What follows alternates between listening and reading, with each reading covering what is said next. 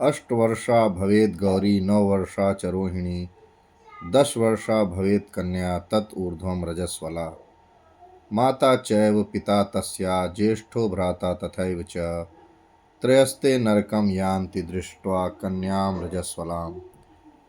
ये श्लोक पराशरी और शीघ्रबोध में लिखे हैं। इनका अर्थ ये है कि कन्या की 8वें वर्ष में गौरी, 9वें वर्ष में रोहिणी, 10वें वर्ष में कन्या और उसके आगे रजस्वला संज्ञा हो जाती है।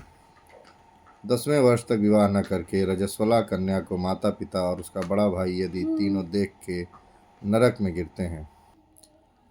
अब इस श्लोक के अनुसार 13 वर्ष में रजस्वला कन्या हो जाती है, ऐसा सिद्धांत प्रतिपादित होता है।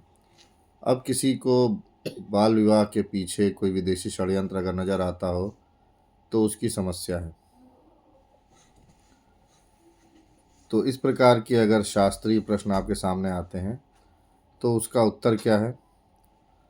एक क्षणा भवेत् गौरी द्विक्षणयन्तु रोहिणी त्रिक्षणा सा भवेत् कन्या हृत ऊर्ध्वं रजस्वला माता पिता तथा भ्राता मातुलो भगिनी स्वका सर्वे ते नरकम यान्ति दृष्ट्वा कन्या रजस्वलाम।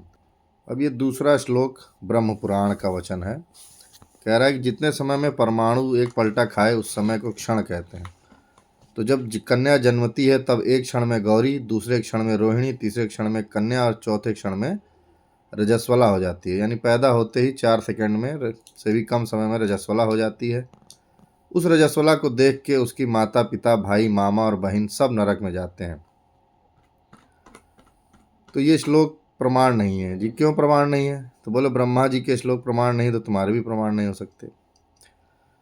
पराशर और काशीनाथ का भी प्रमाण नहीं करते। वाह, क्या तुम ब्रह्मा जी का प्रमाण नहीं मानते? पराशर काशीनाथ से बड़े ब्रह्मा जी नहीं हैं? तो जो तुम ब्रह्मा जी के श्लोकों को नहीं मानते तो हम भी पराशर और काशीनाथ के श्लोकों को नहीं मानते। जो हमारे श्लोक असंभव हैं तो तुम्हारे भी असंभव है, क्योंकि 8, 9, 10वें वर्ष में भी विवाह करना निष्फल है। क्योंकि 16वें वर्ष के पश्चात 24वें वर्ष पर्यंत विवाह होने से पुरुष का वीर्य परिपक्व, शरीर बलिष्ठ, स्त्री का गर्भाशय पूरा और शरीर भी बलयुक्त होने से संतान उत्तम होते हैं। जैसे 8वें वर्ष की कन्या में संतानोत्पत्ति का होना असंभव है, वैसे ही गौरी रोहिणी नाम देना भी अयुक्त है।